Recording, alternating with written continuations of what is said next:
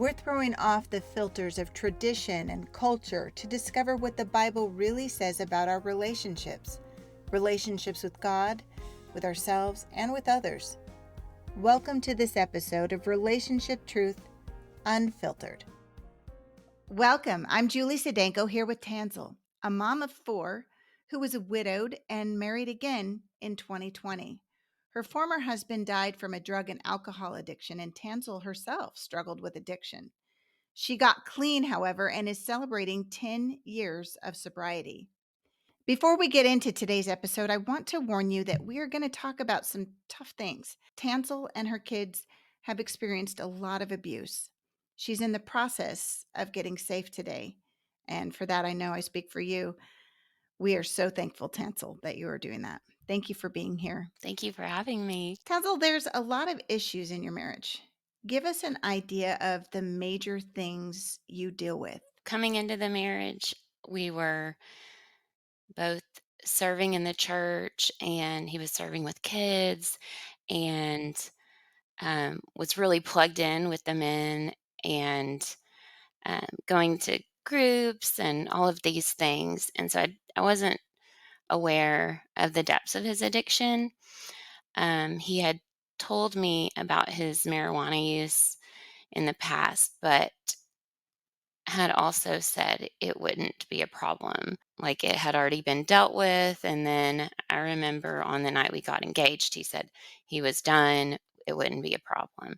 And so I thought, "Well, you know what? He's plugged in at church, he has the Holy Spirit, like, he's gonna follow his convictions." So we got married, and I learned pretty quickly that he had a daily addiction to marijuana gummies, and it was very I could identify there was something wrong because, I used to have a drink, and so I could tell when he was getting to where he needed his fix. So that it's just really uncomfortable for me because I'm like, Yeah, I bet. yeah, I've worked the 12 steps and did what it takes to get sober. And I would think that my husband would honor me and not drink around me or not do drugs.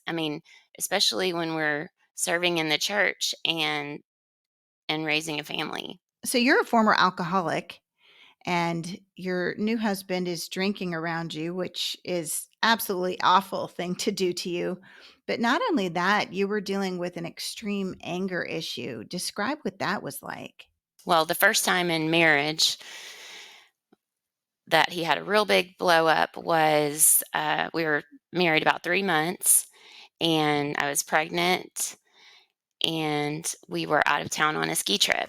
I had asked him a question about his ex because he had talked to me. He would always talk to me about his exes and say things like they are everything the world would want. And I always was like, I had a weird thought in my mind, like, why are you telling me this? Like, this isn't complimentary to me. It just was weird. But she had gone on that same trip a few years before. And so I don't know. I'd asked a question, but I don't know what happened. It just sparked something. He got really angry with me and told me that if I was a man, he would beat my you know what. And I was really scared, but I didn't go anywhere. We were in a resort in Montana, didn't, know what to do. So I just prayed. I slept with my Bible. And then the next morning, he was just so remorseful about his behavior. But I think now that I know what I know, it was more of self centered remorse, not Yes. what the fear that he caused me. So, but he was saying he's a terrible person and he just wanted to die. So I went from this really scared for my safety to really scared for him, the next day. So just kind of from panic to panic. And it was quite a pattern, his anger. Was it was it mainly when he would drink, or what would trigger him? Well, this time he had been drinking, but there had been times where he hadn't. For instance, we were at home It was 9:30 in the morning, and he just woke up angry, flipped over the couch, pointed underneath it, and said, "Do you see this?" Talking about the dirt because I'm Dirt under the couch? yes, because I am expected to keep a very, very tidy house, and let me tell you, I can tell you like, I would be in a lot of trouble I mean, because I swept under the bed the other day and it was disgusting. Do you think he was looking for a reason to be mad? Because honestly, if you have to look under the couch to find dirt, you probably kept a pretty clean house. Was he just looking for an outlet or a reason to rage? I had to keep a clean house to keep the peace, and, I was deteriorating, physically and mentally, but he was raised in a home where I mean, it's like a magazine, you know? So I think as a child, he wasn't really, allowed to be a child, and so he's probably a grown child is what I think. But that's not that's not my problem, and so No, it's not. that's him for him to deal with. But I was, expected to keep the house like his mother, and it was very, controlled, and so, you know, all about, like, looks, and if it was not clean, he felt out of control Did he ever clean it himself? on occasion, but if he did, he let you know about it, and he expected praise for it. His anger wasn't always just directed at you, it was also directed at your kids. We moved into our first house as a married couple, and I'd noticed, his temper being out of control, and I would often protect the kids and just say, "Okay, kids, let's go upstairs." And that's how I would do things. But my oldest son was 2 at the time. We were maybe 4 months married. And, kids are loud and they make messes, and that's just part of being a kid. Well, my son was being a normal 2-year-old, and my husband he didn't like it, and he got in his face and screamed into his ear, "You don't think I can get louder?" And my son was sitting at the table. And I was sitting directly across from him, and I froze, and my mind just kind of freaked out because I I was sitting here like I am not okay with this. This is very scary to me. And I'm like, how do am I supposed to honor my husband by being okay with this because it feels so wrong, you know? And so now I know that I can trust my gut, but I've had such mom guilt about that, and I don't anymore. I'm so thankful, but I remember in that moment I just wanted to honor the Lord, and this was the start of our marriage, and this is not the guy that I thought I married. Although there were signs that you, now looking back, saw, and so many of the ladies that I interview say this, even before they got married, there were signs, and you saw those as well, didn't you? I did. And that's not a slam on you. I Yeah. think it's educational, especially for ladies who are maybe dating or thinking about somebody that, keep your eyes open and don't ignore red flags. What were the red flags that you saw? I just thank you, Julie, because that is why I'm here today.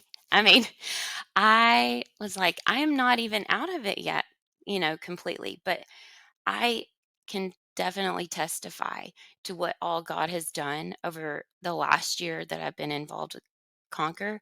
And since I read the book, The Emotionally Destructive Marriage, like God has done amazing things for me that only He could do. So, yes, I did see red flags. For my birthday one year, I wanted to go to this Christian concert. It comes every year. It's my favorite thing to do because I just love to praise Jesus and with, thousands of others.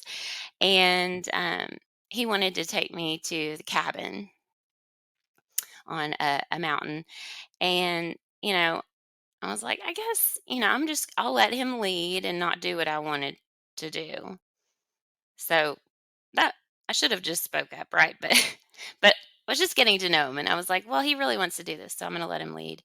And so we get there, and he starts drinking, and I don't know what happens, I mean, but something sets him off, and then he's just extremely angry, turns into a completely different person, and is listening to this, old school rap music and rapping Eminem and just being very hateful to me.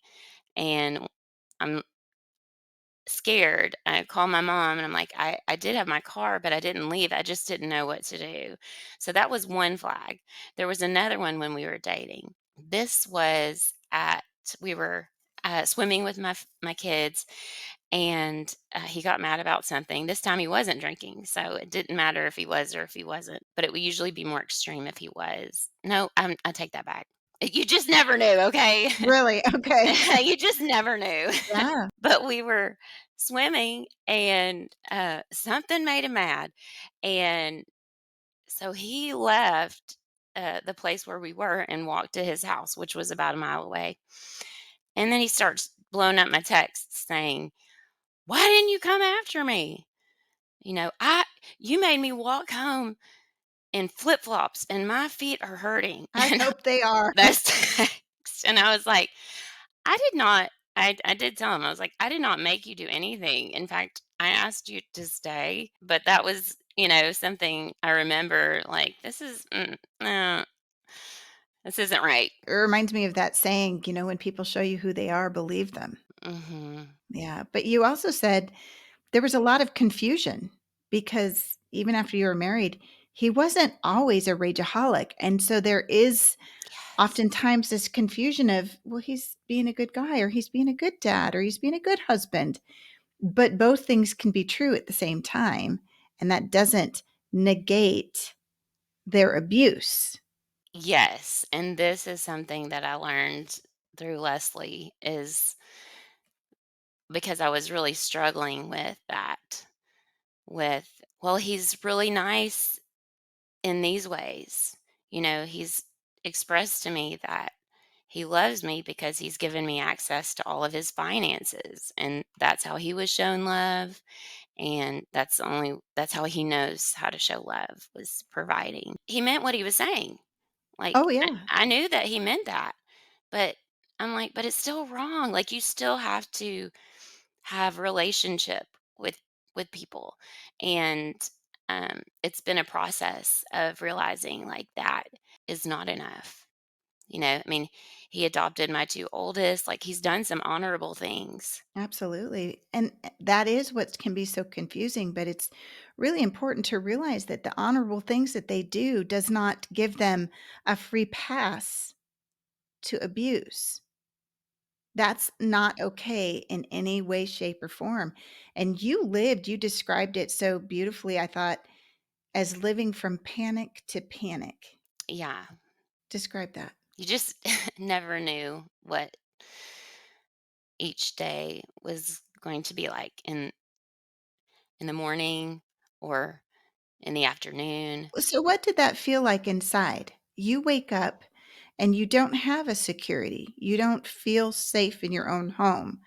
What was it like? What were the thoughts going through your mind and the tension that you felt? Describe what your life felt like. I just felt afraid all the time. I started seeing a therapist. I got on an antidepressant to help with the anxiety because it got so bad that I wasn't able to sleep. I started doing all the things that I know how to do.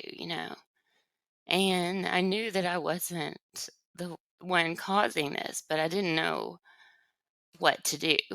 So it was when I saw my daughter start doing what I was doing, which was trying to keep the peace, just whatever you say, apologizing for things that I didn't do wrong. I was just apologizing to keep the peace.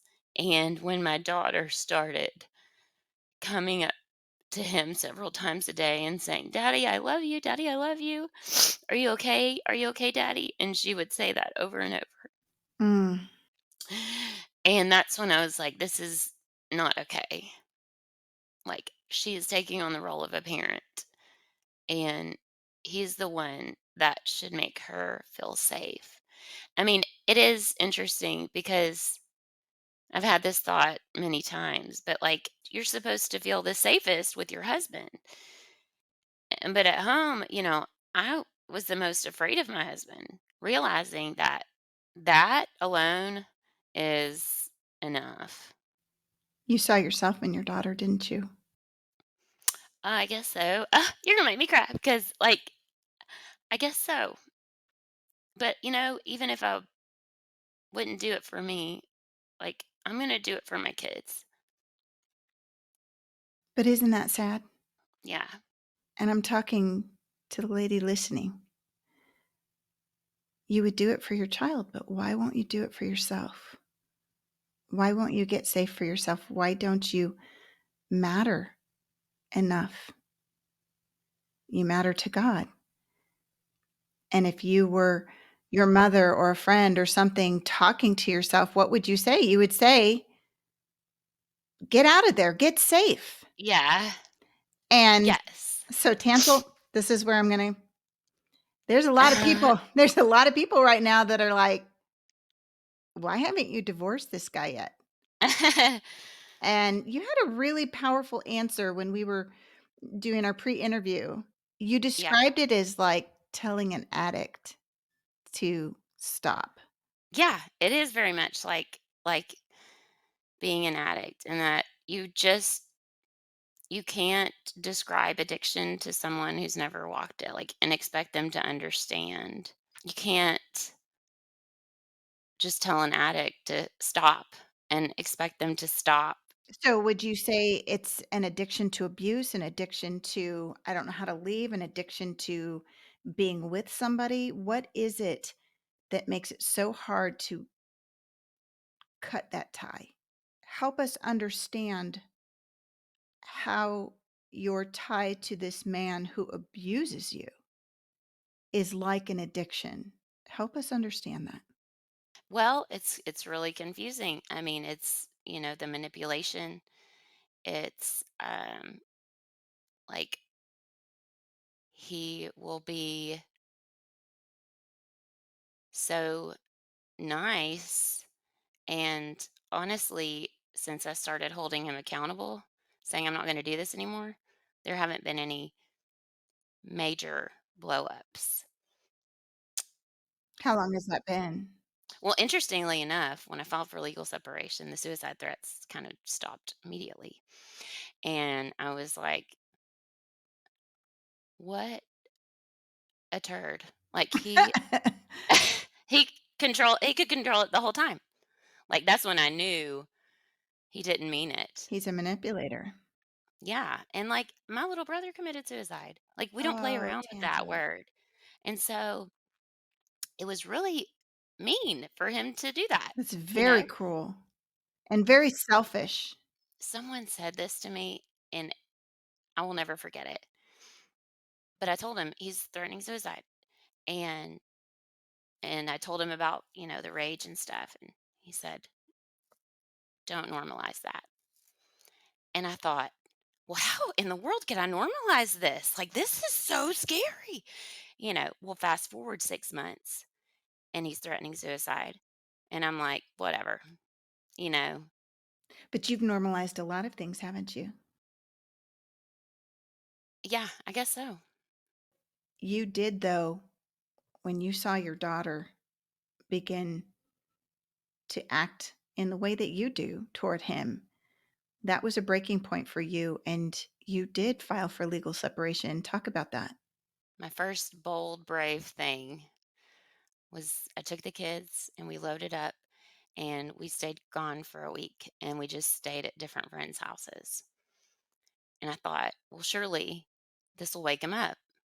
You know, it was over Father's Day weekend, so he didn't get to spend Father's Day with them. Well, he was the only one that noticed. I mean, because I received a lot of hate mail from him. Um, it was my fault he didn't have a Father's Day and all of that stuff. So I realized, okay, well, that didn't get his attention. Like he doesn't see the truth. So not long after that, I engaged an attorney and filed for a legal separation. I just kept praying, God, please bring my husband to the end of himself, but please keep us safe. And that was my prayer. Before that, it was like, Lord, please deliver my husband, heal my husband, you know, do, make our relationship loving and caring and those kind of things. And then now it's kind of like, God, I don't care if you take him to jail, whatever, just do whatever, but just keep us safe. And God is so good. He gave me the courage to tell my husband. Well, at first I asked him, I said, "Are you taking pain pills?" He would take pain pills periodically too. And that would really make him kind of just evil. I mean, he would say things like, "I hate you." Um, and you're the worst thing that's ever happened to me. And then deny that. But I said, "Have you been taking pain pills again?" And it's like he knew. And he said, "Are you going to take the kids?" And I said, "Yes. If you don't leave, I'm going to take the kids." And so he left. Of course, I didn't ask him to leave by myself. I did it with a third party. So I said, "If you don't meet with this person and me at this time today, then yes, I'm going to take the kids." And I was like, my attorney and I were ready to file for emergency custody. Um, so we met with the third person. He left and he was gone for about a week. During this time, he quit taking everything, the pain pills, the marijuana. He quit cold turkey and he went manic. And he's never had a bipolar diagnosis. I mean, I still think it was probably just drug induced mania, but he didn't sleep for a whole week. He was just out of his mind, talking, talking, talking, talking, talking, talking, talking, talking. I mean, he wasn't staying with me. He was staying at his dad's, but he would text all of these, long paragraphs and things like that. So I knew. Well, his friend convinced him to go to long-term treatment. And so my husband came home and I was like, "I'll take you. If you're willing to go to treatment, I'll take you." But he was saying things like, "Are you the antichrist?" Like he was in a state of psychosis, lost his mind. Here's where God comes in. So the next morning, I'm driving, he's in the passenger seat. We drop our daughter off at school. And then we go to Mother's Day out to take my son. Pulling in, he jumps out of the car. I'm like not even stopped. And I'm like, "Oh my gosh, what are you doing?" Long story short, he got my 2-year-old and my 6-month-old and carried them across the highway. And his mother was screaming, "Don't call the police." And my gut was saying, "Call the police." And when I heard someone else say, "Call the police," I called the police. I mean, it was very scary. At that point, I was able to get an order of protection. Victim services came in and they were so supportive of me and let me know that like everything that I had been feeling was accurate and valid. And I didn't have to do this next part alone. And I was so thankful for that because I had questioned myself so many times. My husband was away for 4 months while I had the order of protection. I did not at the time move forward with the separation because when you do that, you have to like divide all your assets and do all of that stuff. And I just wasn't ready for that. Why And not? I was just still in shock, honestly. I mean, Yeah. I had it was like I was on an episode of Cops. It was just I was still in shock, and I was like, "Surely, if this was an answer to prayer. This was God's gift to me to wake my husband up." And he didn't. I know, Julie, you're shaking your head. No, I know, because the day before the order of protection dropped, he said, "I'm coming home." I said, "I am not ready. I need to heal." And he looked me in the eyes and said, "I don't care." And I was like, "Thank you." Like, thank you for being honest. Like, that is all I need to know. So, talking back through it is actually very helpful for me. In what way? Staying in the truth. I mean, it's very important to stay in the truth. It's helpful to write down these things that have happened. Yes, journaling is huge because you forget the Yes. details. And Tansel, recently I was reading something that said when abuse becomes normalized, you're in a really dangerous place. I think that's our worry for you Mhm. because he came home and he's home now. And you're saying, he hasn't had a huge blow up in a long time, and I'm so grateful. But I don't know if you recognize the danger that you are placing yourself and your children in, because this man doesn't care. He said so himself, and he's a time bomb, and he's an addict. Yeah. Thank you, Julie. I like that is the truth. If I am living with a man who has been physical, who flips furniture, who scares my children, who tells me horrible things, I want you to give me advice. What would you say to me? Well, I would tell you to get out. Like, without a doubt. Yeah? Why don't you tell yourself that? I'm telling myself that right now. I just am scared, you know? It is scary, and I don't wanna downplay that one bit. It is very scary because there's so much unknown. There is maybe giving Yes. up your things. There is, "Where do I go?" There are all these questions. I understand that, and I don't want to downplay that. But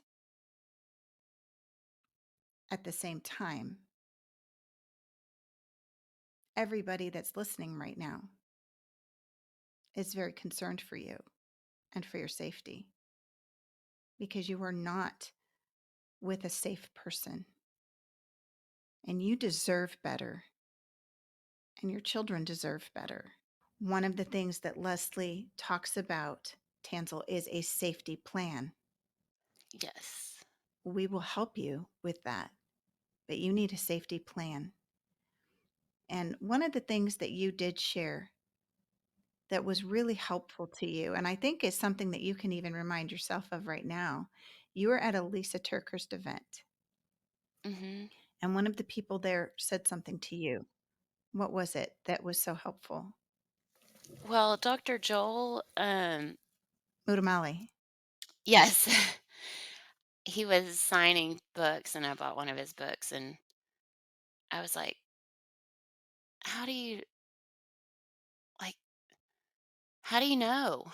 And he said, "You." I mean, he's like, "This sounds so cliche." He's like, "But you don't have to know, and you don't have to do it all right now." I mean, like you can. It's just doing the next thing, the next thing, and then once you do that, then you do the next thing. Like it's a lot of times people look at the we often people look at the whole big picture and the future as a whole. And he's like, you don't do that. Like, just do this next thing. And that was so helpful. And you did do the next thing. You joined Conquer. Hmm. Hmm. And it was a huge thing that you did. Hmm. And tell me some of the things that Conquer did for you and helping you to open your eyes a little bit and start beginning to see the truth and some of the things that you've learned. What were some of the big aha moments? I've had several along the way, but I mean, I just, when you draw near to God, He will draw near to you. And He has been so faithful in that. He sees. So it was shortly after I joined Conquer, actually, that this incident happened. This, I mean, it was the most terrifying thing to witness, but it was kind of a gift because I had people, strangers, come to me and say, "We don't want you to take this lightly." It's like they knew. And then one of the officers told me, her story, and she was beaten and abused, and it was just like she understood, and so it was so relieving to have strangers come to my side, and so they helped me through the order of protection, filing a Section 5, which would keep him in the hospital longer. Those are hugely brave steps, I was very scared doing these things, but my gosh, yeah, but you did them, and I want to give you credit, and I want you to give yourself credit for that. I mean, those are huge steps, and you did them scared. I did. Yeah, what were some of the other things that you learned in Conquer? I've learned so many things from Leslie, but I just started, in the Proverbs 22. I'm paraphrasing, but it's like, don't hang out with an angry man, or you're likely to become like him. Like you're going to become like him. And I felt myself becoming so angry, like I hated my husband. I mean, I felt hate, and I was confessing that to the Lord. I'm like, Father, I'm so sorry, but I feel like, I mean, like it would be so relieving if he would just went to jail. Like he was, Yeah. I was just, it was just scary all the time and hurting. And I've got some really great conquer sisters who are amazing to me. And Yeah, you talked about that you really made some very strong connections. yes, though our stories are not exactly alike, we are walking through this journey together, and so we're taking baby steps kind of beside each other, is what it feels like, even though we're halfway across the United States. Tell me what that means as far as, doing this alone versus having these women in your life. What's the what's the importance of it? Well, they understand, number one, they get it, like I said earlier about you can't explain addiction to someone who's never experienced it. It's kind of like that with abuse too. You can't explain the feelings of panic. The My friend, my conquer sister, calls it a cortisol cocktail. You can't explain that to someone who hasn't experienced it. But it's like your whole body just feels this panic, Yeah. and in the sickness in your stomach of that just anxiety. It's awful. You can't describe that to someone who hasn't experienced it, so they understand that, and so it's so wonderful to get to have those kind of relationships where they just get it, and then too, they'll just keep me in the truth, like one of my other conquer sisters was saying. I said, "Gosh, I'm doing all these hard things. It feels like I'm doing something wrong, right? Like I'm being sneaky because I put cameras in my house. I've Good. done things, started putting money aside. And Good for you. yeah, I mean, I've got a safety plan, and I've been working towards, all of the things. But I said, but it feels so wrong, right? Because it feels like you're lying or you're being dishonest in some kind of way. And we're not supposed to do that. But then Leslie is like, well, Rahab she wasn't being honest, but she was doing it for the kingdom purpose. And so that was God's will for her, right? And so Um, anyway, my other conquer sister said, I said, it feels so mean. And she said, does it? She was like, I think you holding him accountable is the most loving thing you can do. And I was like, you are so right. Absolutely. And being safe is not, I mean, think about our FBI agents and the undercover ones and all the lying that they do, Right. Yeah. but they're ultimately documenting truth. Yeah. And so it's not about lying, it's about the truth. That is so good. How are you different today, Tansel, than before you joined Conquer? When I joined Conquer, I joined a community of women going through the same thing we pray for each other. But I want to say that the biggest thing for me is just my relationship with the Lord.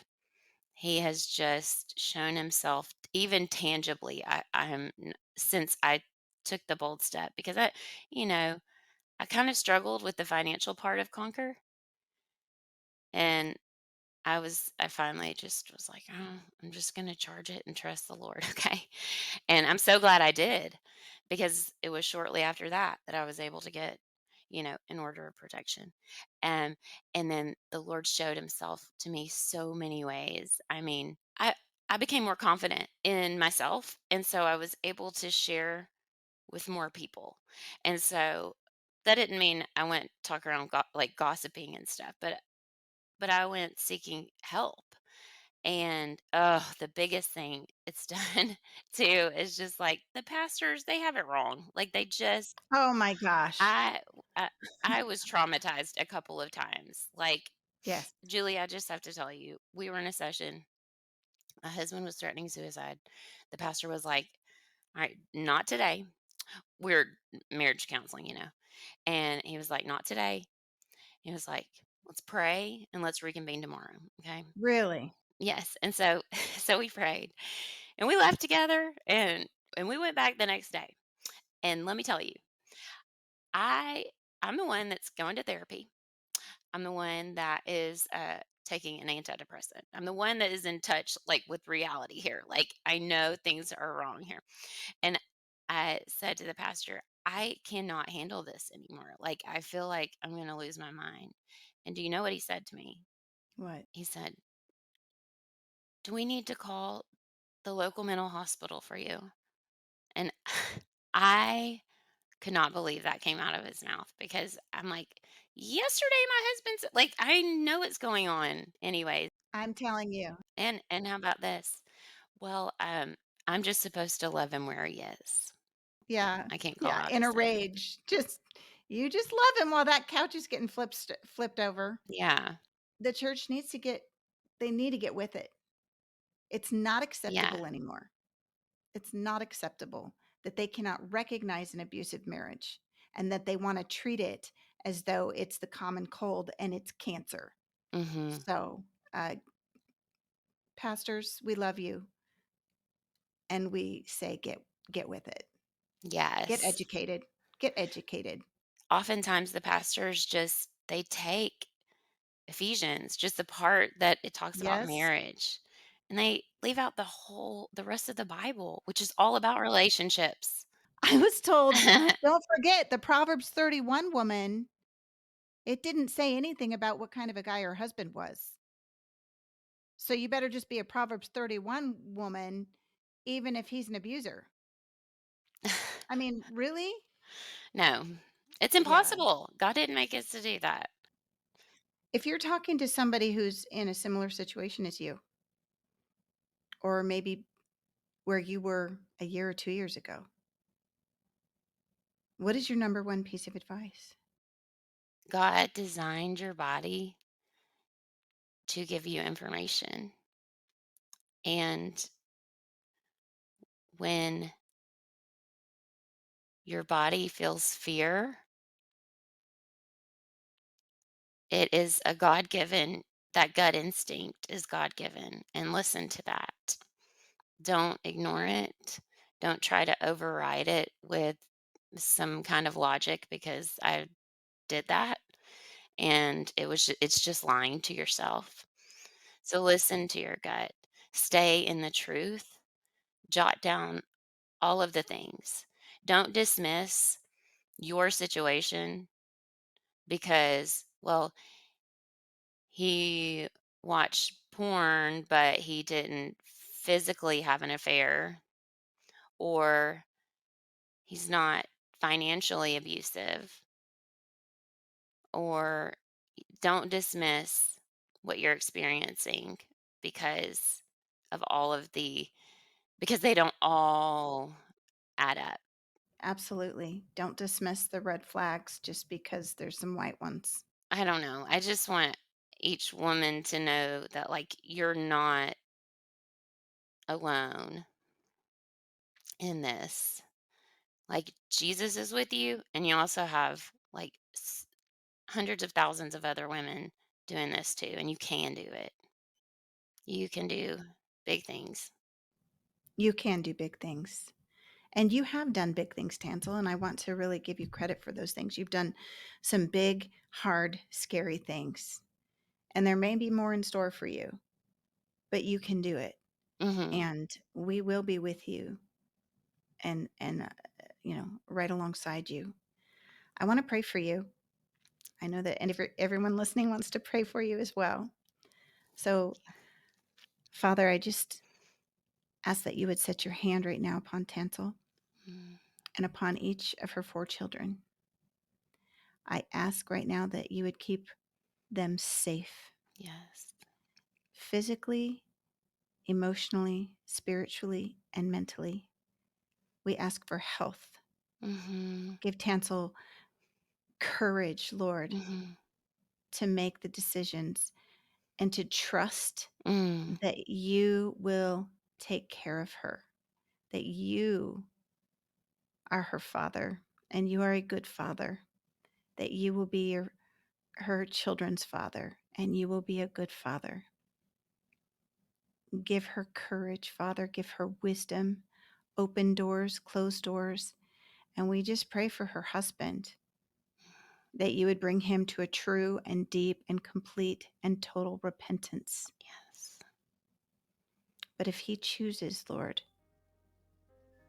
to be obstinate and turn against you, I pray that she and her children would turn towards you Yes.